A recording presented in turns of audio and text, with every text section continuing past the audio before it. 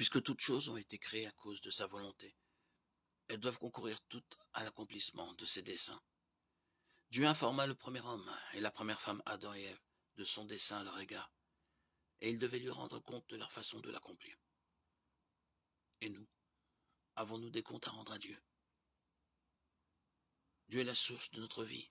Cela est vrai d'abord, parce que nous descendons tous du premier couple humain dont la vie venait de Dieu. Ensuite, du fait que notre vie dépend de chaque jour du soleil, de la pluie, de l'air et des aliments qui viennent eux aussi de Dieu.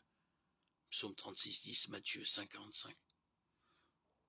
Nous devons nous aussi rendre des comptes à Dieu. Dans quelle mesure notre mode de vie est-il en accord avec le dessein de Dieu à notre égard?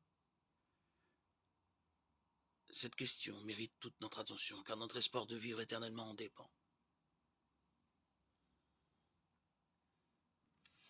Nous devrions nous craindre de déplaire à Dieu, le Tout-Puissant.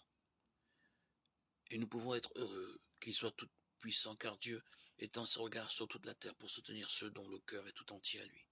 2 Chroniques 16, 9, Ésaïe 40, 29, 31. Nous pouvons ainsi être sûrs que Dieu utilise toujours sa puissance dans un bon dessein et pour le bien des amis de la justice, car Dieu est amour. 1 Jean 4, 8.